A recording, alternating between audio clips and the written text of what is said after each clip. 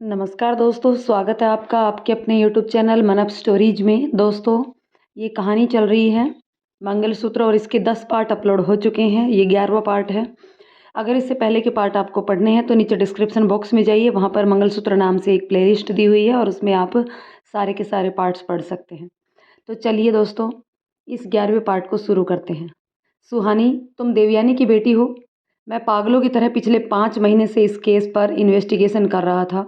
देवयानी और विक्रमजीत को मैंने पूरे हिंदुस्तान में ढूंढ लिया, सिर्फ अपने अगल बगल नहीं देखा। सच्चाई मेरे सामने थी। तुम मेरे सामने थी, तुम्हारे पापा मेरे सामने थे, लेकिन मुझे कुछ दिखाई ही नहीं दिया।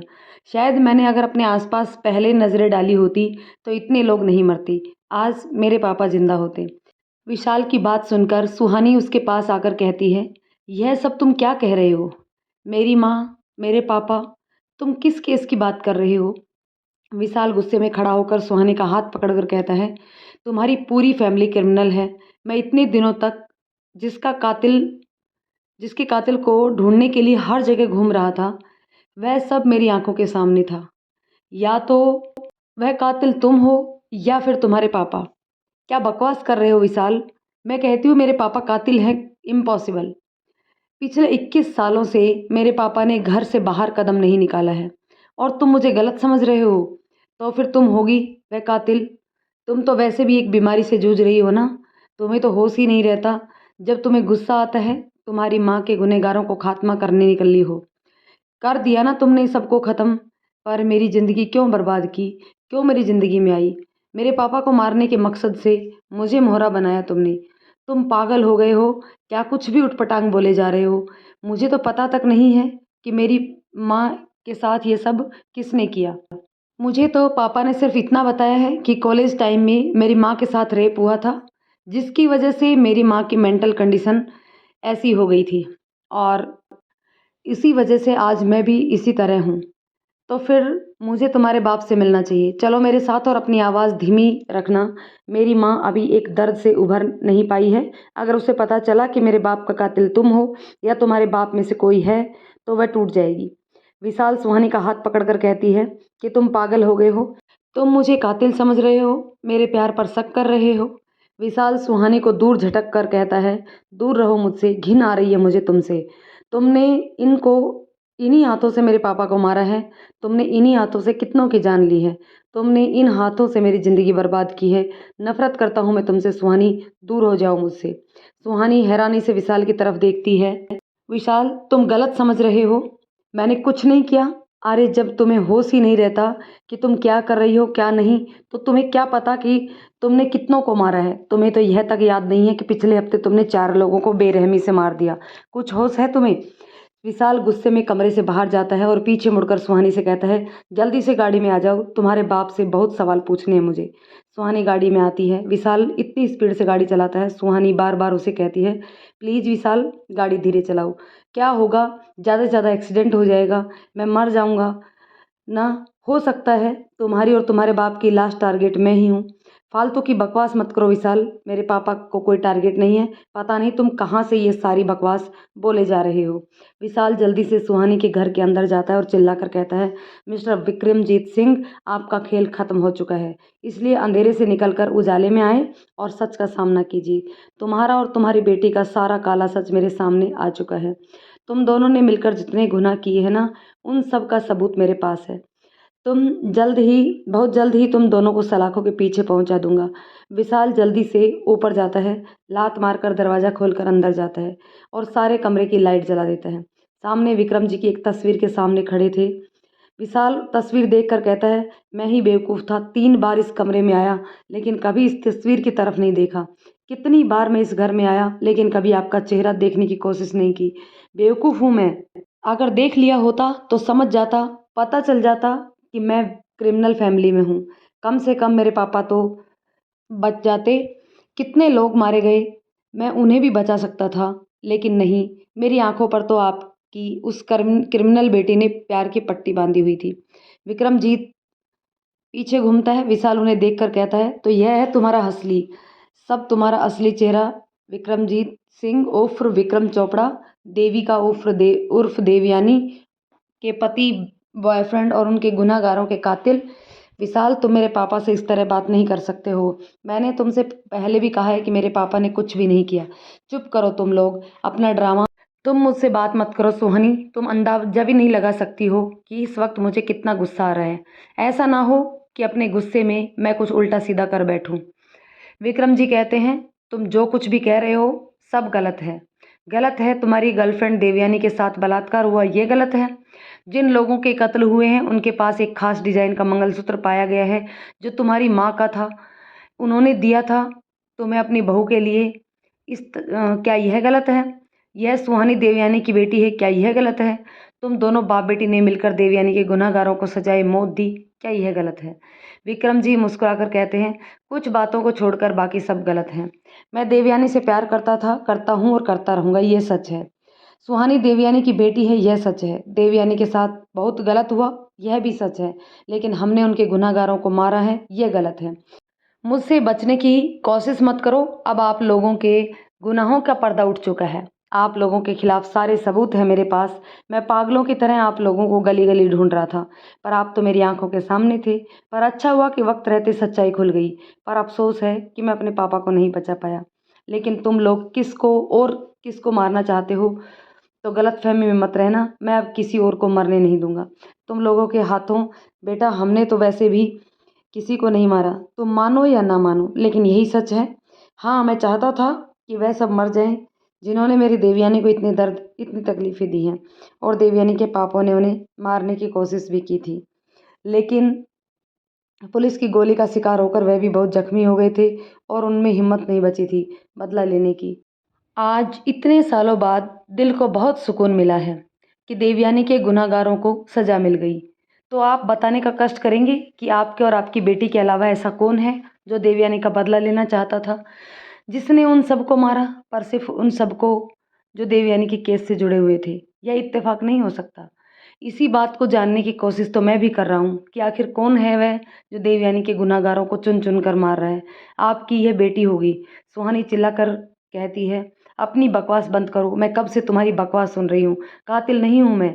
विक्रम जी कहते हैं, सुहानी देवयानी का असली नाम भी नहीं जानती थी। उसे तो यह पता था कि उसकी माँ का नाम देविका है और उसकी माँ के साथ एक हादसा हुआ था जिसकी वजह से उसकी मानसिक स्थिति ऐसी हो गई थी और उसी वजह से देविका की बीमारी सुहानी के अंदर आ गई। मैंने आज तक देवयानी के गुनहगारों के नाम शक्ल कुछ भी नहीं बताया, तो फिर उसको उनको कैसे मार सकती है जबकि उन्हें जानती भी नहीं है। खुद को और अपनी बेटी को बचाने की कोशिश मत कीजिए। यहाँ तक पहुँच गया हूँ ना, तो बहुत जल्दी आप लोगों के सच भी सबके सामने लेकर आऊँगा। और खबरदार, अपनी बेटी को मेरे घर भेजने की गलती की। आज से मैं उनके साथ अपने सारे रिश्ते ख़त्म करता हूँ। विशाल, तुम यह सब क्या कह रहे हो? तुम इस तरह हमारी रिलेशनशिप ख़त्म नहीं कर सकती। क्यों नहीं कर सकता? मैं अपने पिता के कातिल के साथ नहीं रह सकता। विक्रम जी कहते हैं, बेटा, बिना सच जाने तू इस तरह मेरी बेटी पर इल्ज़ाम नहीं लगा सकते।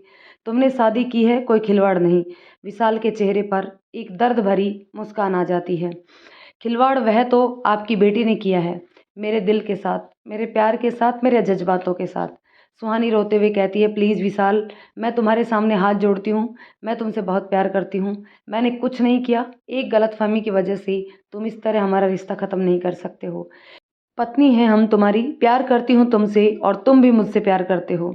सब खत्म आज से। ना तुम मेरी पत्नी, ना मैं तुम्हारा पति, ना ही मुझे तुमसे कोई प्यार है।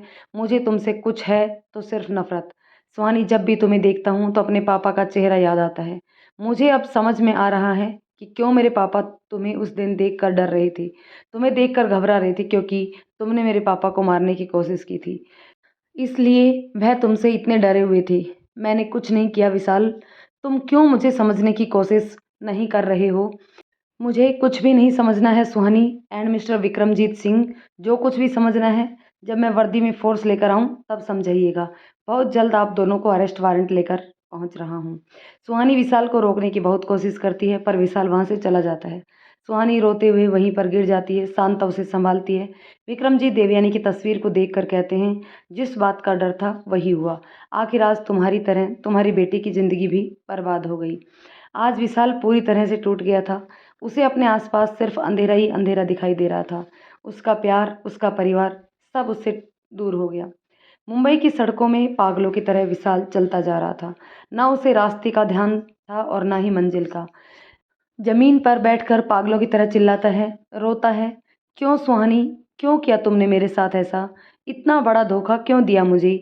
मेरे दिल के साथ क्यों खिलवाड़ किया तुमने? अरे मैंने तो अपना दिल निकाल कर तुम्हें दे दिया और तुमने खिलौने की तरह मेरे दिल को लात मार दी। तुमने अपना मकसद, अपना बदला पूरा करने के लिए मुझे मोहरा बनाया। तुमने मेरे पापा को भी मार दिया। तुमसे प्यार करूं या नफरत किस मुंह से बताऊंगा उस माँ को जिसने मुझे जन्म दिया। माँ, तेरे सुहाग को उजाड़ने वाली कोई और नहीं बल्कि वह लड़की है जिसकी मांग को तेरे बेटे ने अपने हाथों से सजाया था। सुहानी, अगर तुम्हें ऐसा ही करना था तो मुझे गोली मार देती। इसके बाद तुम्हें जो करना था आराम से करती। कम से कम यहाँ अंदर इतना दर्द तो नहीं होता। विशाल पूरी तरह से नशे में धुत अपने दिल का दर्द आंसुओं के रास्ते बहा रहा था। इधर सुहानी पागलों की तरह बेहताशा रोई जा रही थी। शांता उसे संभालने की बहुत कोशिश करती है, लेकिन आज सुहानी उसकी पकड़ में भी बाहर थी। विक्रम जी आज पहली बार सुहानी के कमरे में आए और उसके सिर पर हाथ फेरा। सुहानी उनके गले लगकर फूट फूट कर रोई। क्या आपने मुझसे इतनी बड़ी बात छुपाई? मेरी माँ के साथ इतना सब कुछ हुआ, आपने मुझे कभी नहीं बताया। अगर पापा आपने मुझे सब कुछ बता दिया होता तो मेरी ज़िंदगी आज इस तरह बर्बाद नहीं होती। मेरा विशाल मुझे क्रिमिनल समझता है, मुझे खूनी समझता है। तुम मुझसे नफ़रत करता है। पापा, मैं कैसे ज़िंदा रह पाऊँगी उसके बिना? मुझसे उसकी यह नफ़रत देखी नहीं जाती। मैं मरना चाहती हूँ पापा, मैं मरना चाहती हूँ। नहीं बेटा, विशाल को गलतफहमी हुई है। मैं बहुत जल्द उसकी यह गलतफहमी दूर कर दूंगा। फिर से तुम दोनों साथ में रहोगे। मैं देवयानी की तरह तेरी ज़िंदगी उजड़ने नहीं दूंगा। इसलिए मैंने हमेशा तुझे खुद से दूर रखा, क्योंकि मैं नहीं चाहता था कि मेरी तकलीफ़, मेरा दर्द, मेरे गुस्से का साया भी तेरे ऊपर पड़े। लेकिन पापा, कैसे करेंगे आप ये सब? देखा नहीं आपने विशाल की आंखों में कैसी आग थी? वह किसी की बात में नहीं मानेगा। पापा, उसने अपने पिता को खोया है। वक्त बदल देगा बेटा। बस तू खुद को संभाल। तेरे पापा है ना, जब तक मैं जिंदा हूँ तुझ पर कोई मुसीबत नहीं आने दूंगा। विक्रम जी खुद से सुहानी को अलग करने लगते हैं। सुहानी उन्हें और कसकर पकड़ लेती है।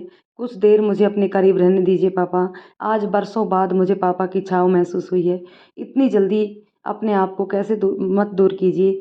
विक्रम जी प्यार से उसके सिर पर हाथ फेरते हैं। शांता यह सब देखकर खुश होती है, उसकी आंखों में आंसू बहते हैं। चलो, सालों बाद साहब ने बेबी को बाप का प्यार तो दिया। अगली सुबह जब विशाल की आंखें खुलती हैं तो उसके सर काफ़ी भारी होता है। खुद को अनजान कमरे में देखकर वह बिस्तर से उठ बैठता है।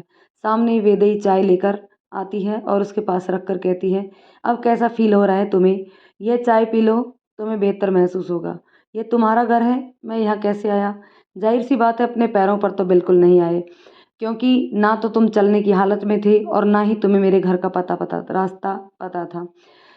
रात में तुम सड़क पर पागलों की तरह रोए जा रहे थे। तुमने बहुत ड्रिंक कर ली थी। उसी वक्त मैं वहां से गुजरी।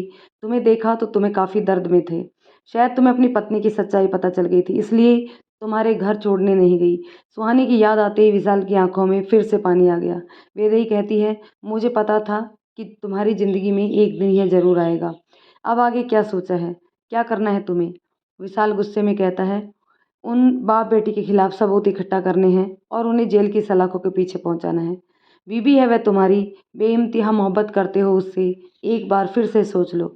मैं मोहब्बत अपनी सुहानी से करता था, जो कि कब की मर चुकी है। आज जो मेरे सामने है वही क्रिमिनल है, मेरे बाप की कातिल है, और मैं उससे मोहब्बत नहीं बल्कि नफरत करता हूँ। एक गुनहगार को जेल की सलाखों के पीछे भेजने के लिए मुझे जो कुछ भी करना पड़ेगा मैं करूँगा। तो फिर ठीक है विशाल, मैं तुम्हारे साथ हूँ, लेकिन पहले सुहानी को साइकियाट्रिस्ट के पास लेकर जाना होगा। उसे हिप्नोटाइज करके उसकी सच्चाई उगलवानी होगी, क्योंकि सुहानी एक मेंटल पेशेंट है। वह जो कुछ भी करती है उससे कुछ होश नहीं रहता। क्या यह सब करके हमें सब पता चल सकता है? बिल्कुल विशाल, मैंने सुहानी के केस को बहुत अच्छे से स्टडी किया है। मैंने कल डॉक्टर से इन्फॉर्मेशन भी निकाली है। ऐसे पेशेंट को कुछ भी करते हैं, होश में आने के बाद उन्हें होश नहीं रहता, कि उन्हें उन्हें याद भी नहीं रहता कि उन्होंने क्या किया था। लेकिन उनके सबकॉन्शियस माइंड में यह बात दबी रह जाती है। जब उन्हें हिप्नोटाइज किया जाता है तो वह सारी बातें निकल कर बाहर आती हैं। अगर सुहानी ने भी ये सारे मर्डर किए हैं तो उसको सबकॉन्शियस माइंड में ये सब इकट्ठे हुए होंगे। जब डॉक्टर उन्हें हिप्नोटाइज करेगा तो सारी सच्चाई अपने आप बोल देगी। उस वक्त हम उसे रिकॉर्ड कर लेंगे और सुहानी को आसानी से जेल भेजा जा सकता है। ठीक है, मैं किसी भी बहाने से सुहानी को बुलाता हूँ। हालाँकि मैं उसकी शक्ल भी नहीं देखना चाहता, लेकिन फिर भी अपने पिता के कातिल को सज़ा दिलाने के लिए मुझे जो कुछ भी करना पड़ेगा, मैं करूँगा। विशाल सुहानी को एक मैसेज भेजता है। उस मैसेज को देखकर सुहानी थोड़ी हैरान होती है। कल तक जो विशाल उसकी शक्ल भी नहीं देखना चाहता था, आज सुबह होते ही उससे मिलना चाहता है। सुहानी तैयार होकर विशाल से मिलने के लिए चली जाती है। विक्रम जी तुरंत किसी को फ़ोन करके कहते हैं, सुहानी घर से निकली है, उसका पीछा करो और पता करो वे कहाँ जा रही है। मैं अपनी बेटी को अब किसी और मुसीबत में फंसने नहीं दूंगा। एक रेस्टोरेंट में पहुंचकर सुहानी विशाल का वेट करती है। तभी सामने से विशाल आता हुआ दिखाई देता है। विशाल को देखकर सुहानी की आंखों में पानी आ जाता है। एक ही दिन में क्या हाल बना लिया है इसने अपना। सुहानी को देखते ही विशाल के दिल में कुछ अजीब सा होता है। आखिर यह उसकी वही सुहानी थी जिससे उसने इतनी मोहब्बत की थी। लेकिन फिर मोहब्बत पर नफरत हावी हो जाती है और उसकी आंखों में गुस्सा उतरने लगता है। तुमने मुझे यहाँ क्यों बुलाया है विशाल? विशाल गुस्से में कहता है, जाहिर सी बात है, प्यार करने के लिए नहीं, अपने सवालों का जवाब लेने के लिए। सबसे पहली बार तो मैं तुमसे डिवोर्स चाहता हूँ, क्योंकि मैं एक क्रिमिनल लड़की के साथ एक ही कमरे में नहीं रह सकता। विशाल की बातें सुनकर सुहानी पर बिजली सी गिरती है। सुहानी कांपती हुई आवाज़ में कहती है, ये तुम क्या कह रहे हो विशाल? प्लीज़ मेरी बात मानो, मैंने ऐसा कुछ भी नहीं किया। सुहानी अपना ड्रामा बंद करो, तुम मेंटली पेशेंट हो। तुमको खुद को नहीं पता कि तुम क्या कर सकती हो। खुद ही को बेगुनाह तो बताओगी ना। सुहानी फुट फुट कर रोने लगती है। विशाल तुरंत उसके पानी में टेबलेट डालता है और उसे पीने के लिए देता है। उस पानी को पीते ही सुहानी बेहोश हो जाती है। विशाल उसे उठाकर गाड़ी में ले जाता है। थोड़ी देर में सुहानी हॉस्पिटल में डॉक्टर के सामने थी। वेदई कहती है, डॉक्टर साहब कोई प्रॉब्लम तो नहीं है होगी? बिल्कुल नहीं, बस एक बार इन्हें होश आ जाए, फिर मैं इन्हें हिप्नोटाइज करके वह सारी बातें पता कर लूँगा जो आप लोग चाहते हैं। वेदी कहती है, लेकिन संभल कर, क्योंकि अगर इन्हें होश आ गया, ये हिप्नोटाइज नहीं हुई, तो आप जानते हैं कि गुस्सा आते ही कुछ भी कर सकती है, हमारी जान को खतरा भी हो सकता है। चलता फिरता एटम बम है, पता नहीं इंडियन आर्मी की नज़र इस पर क्यों नहीं पड़ी। विशाल कहता है, अगर पड़ जाती तो आधा पाकिस्तान साफ हो गया होता। और क्या? विशाल वेदई की बात सुनकर मुस्कुराता है। फिर सुहानी के चेहरे की तरफ देखता है। सुहानी का चेहरा उसके दिल में एक अजीब सा दर्द देता है, लेकिन अचानक उसकी आंखों में सुहानी के लिए गुस्सा उतर आता है। वह अपना चेहरा दूसरी तरफ घुमा लेता है। सभी सुहानी के होश में आने का इंतजार करते हैं। थोड़ी देर में सुहानी होश में आती है और खुद को हॉस्पिटल में देखकर उठकर बैठ जाती है। सामने विशाल और वेदई को देखकर सुहानी का दिमाग खराब हो जाता है। तो तुम मुझे यहाँ पर धोखे से लेकर आए हो विशाल? मुझे तुमसे यह उम्मीद नहीं थी। अब तुम्हें मेरे साथ छल कपट भी करना पड़ेगा। सुहानी पर गुस्सा हावी होने लगता है। वेदई विशाल का हाथ पकड़ती है और उसे पीछे रहने के लिए कहती है। सुहानी वेदई का हाथ विशाल के हाथ में देखकर खुद पर कंट्रोल नहीं कर पाती। उसकी आंखें गुस्से से लाल होने लगती है। वेदई तुरंत डॉक्टर से कहती है, इसे हिप्नोटाइज करो, वरना इसे संभालना नामुमकिन हो जाएगा। विशाल सुहानी की वह लाल आंखें देखकर अंदर से घबरा जाता है, क्योंकि वह इतना भी नाराज रहे, लेकिन आखिर सुहानी है तो उसका प्यार ना। सुहानी के लिए उसके दिल में ढेरों सारे जज्बात हैं जो गुस्से की परत में दब गए, लेकिन ख़त्म नहीं हुए। सुहानी जैसे आगे बढ़ती है, डॉक्टर तुरंत उसको सामने आता है और उसे हिप्नोटाइज करना शुरू करता है। थोड़ी देर में सुहानी बेहोश होकर गिरने लगती है। विशाल उसे अपनी बाहों में ले लेता है, उसके चेहरे पर आए बालों को पीछे करता है। थोड़ी देर में सुहानी आंखें खोलती है और सामने लटकते हुए पेंडुलम को देखती है। वैदेही रिकॉर्डर ऑन करती है और डॉक्टर को क्वेश्चंस पूछने का इशारा करती है। डॉक्टर, तुम कौन हो? सुहानी चोपड़ा। तुम्हारे पिताजी का क्या नाम है? विक्रम चोपड़ा। तुम्हारी माँ का क्या नाम है? देविका चोपड़ा। सुहानी, क्या तुम्हें कोई बीमारी है? जब मैं 8 साल की थी तो पहली बार मुझे दौरा आया। स्कूल में एक बच्चे ने मुझे धक्का मार दे दिया, जिसकी वजह से मेरे हाथ में चोट लग गई। मुझे उस पर इतना गुस्सा आया और वह गुस्सा मेरे ऊपर इस कदर हावी हुआ कि मैंने उस बच्चे को सीढ़ियों से धक्का दे दिया, जिसकी वजह से उसका सर फट गया। डॉक्टर, फिर क्या हुआ सुहानी? तुम्हें बहुत डांट पड़ी होगी ना? सुहानी दुखी होती हुई, बस यही से तो मेरा बचपन ख़त्म हो गया। मेरे पापा मुझसे दूर हो गए। जब पापा को यह बात पता चली तो उन्होंने मुझे बहुत डांटा। लेकिन फिर दोबारा जब मुझे इसी तरह का गुस्सा आया और मैंने इसी तरह गंदी हरकत की, तो उन्होंने मुझे डॉक्टर्स को दिखाया। उस वक्त उन्हें पता चला कि मैं भी उसी बीमारी से जूझ रही हूँ जो बीमारी मेरी माँ को थी। डॉक्टर, तुम्हारी माँ की बीमारी के बारे में तुम्हें किसने बताया? सुहानी, मेरे पापा ने और शांता ने। डॉक्टर, और तुमने उनकी बातों पर विश्वास कर लिया? सुहानी, विश्वास नहीं करती तो और क्या करती, क्योंकि जिस डॉक्टर ने मेरा ट्रीटमेंट चल रहा है उसी ने मेरी माँ का भी ट्रीटमेंट किया था। डॉक्टर, फिर तो तुमने अपनी इस बीमारी के चलते कई लोगों को नुकसान पहुंचाया होगा। क्या तुम्हें किसी की जान के से भी मारा है? सुहानी रोते हुए, हाँ मैंने मारा है, लेकिन जब मुझे गुस्सा आता है तो मुझे याद ही नहीं रहता कि मैंने क्या किया है। जब मैं 18 साल की थी तो एक लड़के ने मेरा साथ ज़बरदस्ती करने की कोशिश की। मैंने उसके सिर पर वॉश दे मारा और मुझे बहुत गुस्सा आया। मैंने 1, 2, 3 पूरे 10 बार उसके सिर पर वॉश मारा और वो मर गया। डॉक्टर, और तुमने किसके साथ क्या किया? सुहानी, और एक बार शूट पर मेरे साथ काम करने वाले मेल एक्टर ने मेरा फ़ायदा उठाने की कोशिश की। मैंने गुस्से में उसे चाकू मार दी और फिर वो मर गया। विशाल सुहानी की बातें सुनकर हैरान हो जाता है और उसकी आंखों में पानी आने लगता है। वेदेई कहती है, तेरी बीवी तो पूरी तरह से क्रिमिनल निकली रे। सुनता जा कितनों कितनों को मारा है जिसने आप पागलपन के चलते। डॉक्टर, सुहानी और किसे मारा तुमने? सुहानी, और मैंने उन 4 लड़कों को मारा। जब मैं अपने घर से बाहर दुखी बैठी थी तो वो चारों मेरा फ़ायदा उठाना चाहते थे। उस वक्त मैंने उन चारों को जान से मार दिया। वेदेई कहती है, देखा, यह उन्हीं चारों लड़कों की बात कर रही है जिसके बारे में मैंने तुझे बताया था। अरे मैंने तो इसका वीडियो भी रिकॉर्ड किया था। कितनी बेरहमी से मारा था इसने, लेकिन पता नहीं किसने यह सब कुछ डिलीट कर दिया। डॉक्टर सुहानी, और किसको मारा तुमने? सुहानी, मैंने और किसी को नहीं मारा। विशाल मेरी बात को मानने को तैयार नहीं है। हर बार मुझसे कहता है कि जितने भी मर्डर मुंबई में हो रही हैं वह सब मैंने किए हैं। उसका कहना है कि मैंने उसके पापा को मारा है, कि मैंने उसके पापा को नहीं मारा, उसे तो उसने मारा है। सुहानी की बात पर विशाल और वेदेई दोनों चौंक जाते हैं। वेदेई डॉक्टर को और पूछने का इशारा कहती है, डॉक्टर, क्या तुम जानती हो विशाल के पापा को किसने मारा? सुहानी, मैंने उसका चेहरा नहीं देखा, लेकिन एक बार जब मुझे सीबीआई वाले अपने साथ ले गए और ज़बरदस्ती मुझसे पूछताछ कर रहे थे तो उसने मेरी जान बचाई थी। उसकी पूरी चेहरे पर मास्क पहना हुआ था। उसकी आवाज़ को सुना है मैंने, कोई लड़की है। उसने मुझे कहा कि मैं विशाल को इस मामले से दूर रखूं क्योंकि वह उसके पिता की जान से मार देगी। इसलिए मैंने पापा जी को जल्द से जल्द अमेरिका भेजने का डिसीजन ले लिया था, क्योंकि इससे पहले कि वह अमेरिका जा पाते उसने उन्हें मार दिया।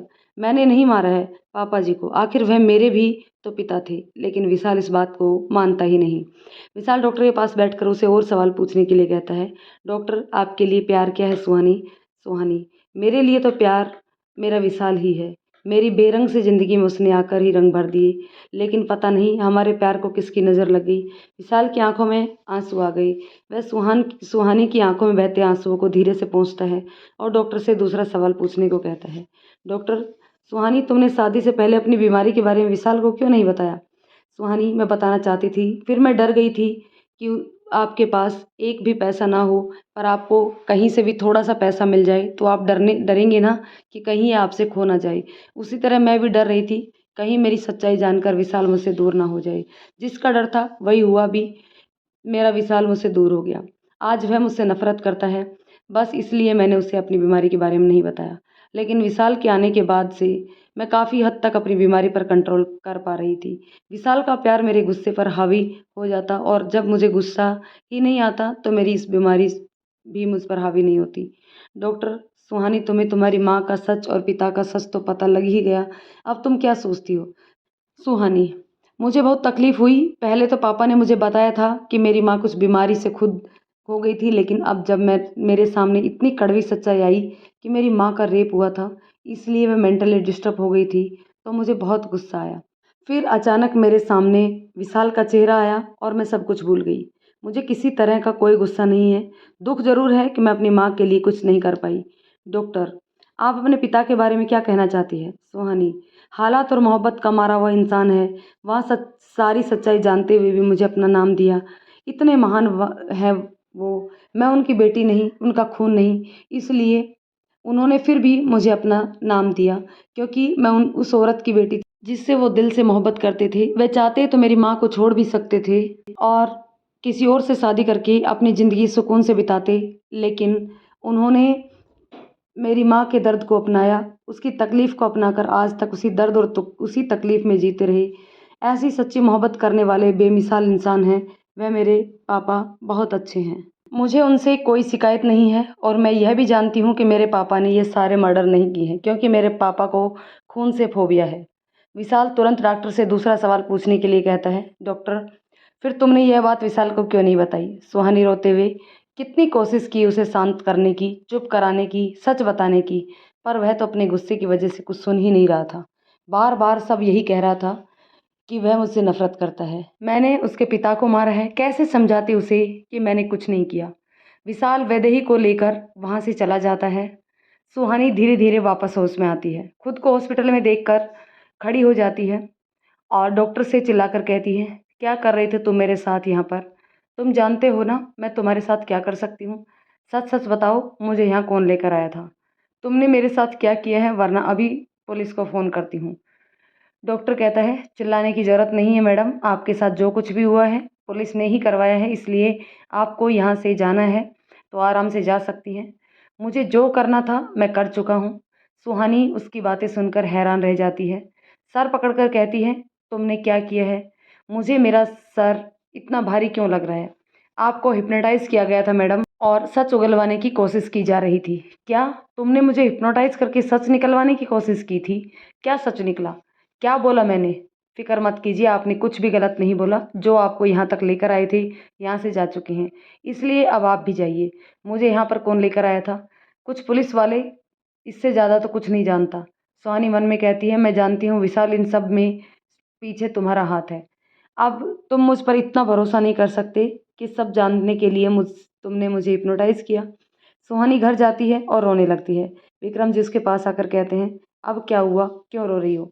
सुहानी विक्रम जी के गले लगकर कहती है, पापा विशाल ने मुझे हिप्नोटाइज करवाया, डॉक्टर के पास ले गया, जबरदस्ती बेहोश करके, और पता नहीं उसने मुझसे क्या सच निकलवाया है। विक्रम जी घबरा जाते हैं और मन में कहते हैं, पता नहीं इसमें क्या सच बोला होगा। विशाल रात के अंधेरे में फुल स्पीड में गाड़ी चलाता हुआ जा रहा था। अचानक से उसकी गाड़ी के ऊपर कोई चीज़ गिरती है। वह तुरंत ब्रेक लगाकर बाहर जाता है, चारों तरफ देखकर चिल्लाता है, कौन है, कौन है? तभी पीछे से आकर उसकी गर्दन पर चाकू लगा देता है। विशाल उस पर अटैक करना चाहता है, पर उसके पैर और हाथों को बैन कर देता है। खुद को इतना होशियार मत समझिए विशाल बाबू, सुहानी के साथ तुमने अच्छा नहीं किया। अरे वह लड़की तो तुमसे इतना प्यार करती थी कि मेरे मना करने के बाद भी तुम्हारे पिता को विदेश भेज रही थी इलाज करवाने के लिए। तुमने क्या किया? आज 2 मिनट में उसके साथ अपने रिश्ते ख़त्म कर लिए। बहुत गलत किया, नतीजा भुगतना पड़ेगा, सज़ा भुगतनी पड़ेगी। वह साया जोरदार प्रहार करता है विशाल के सर पर। विशाल वहीं पर गिर जाता है और बेहोश हो जाता है। सुबह सुहानी के पास फ़ोन आता है। सुहानी तुरंत घर से बाहर निकलती है। विक्रम जी पूछते हैं, क्या हुआ, सुबह सुबह किस पर चिल्ला रही हो? शांता चिल्लाती रहती है, बेबी इतना सुबह तुम कहाँ जा रही हो? अरे साहब जी, बेबी सुबह सुबह कहीं भागते हुए गई है। इतनी सुबह सुहानी कहाँ जा सकती है? सुहानी हॉस्पिटल पहुँचती है। सामने विशाल जख्मी हालत में लेटा हुआ था। सुहानी आगे बढ़ने लगती है, तभी जानकी जी उसके सामने आकर कहती है, अब तू यहाँ पर क्या करने के लिए आई है? पहले मेरे पति को मार दिया, अब मेरे बेटे पर हमला कर रही हो। समझ में नहीं आता पुलिस वालों ने तुम्हें खुला क्यों छोड़ रखा है? जीती जागती मौत हो तुम। माँ जी ये क्या बोल रही हैं आप? विशाल पति है मेरा, भला मैं उसे क्यों मारना चाहूँगी? क्या पता मेरे पति ने क्या बिगाड़ा था तेरा, क्यों मार दिया उन्हें इतनी बेरहमी से? वह तो मुझे तुझे अपनी बेटी की तरह प्यार करते थे। पल भी तुझे नहीं लगा कि तू जिसे मार रही है वह रिश्ते में तेरा कोई लगता है? मैंने किसी को नहीं मारा। आपको जो कुछ भी समझना है समझिए, मैं मुझे मेरे पति से मिलने दीजिए। तेरा पति, वह मेरा बेटा है, तेरी छाया तक नहीं पड़ने दूंगी मैं उस पर। सुहानी जानकी जी को हटाकर विशाल के पास जाने लगती है। तभी जानकी जी चाकू उठाकर सुहानी के सामने खड़ी हो जाती है। खबरदार जो एक भी कदम आगे बढ़ाया।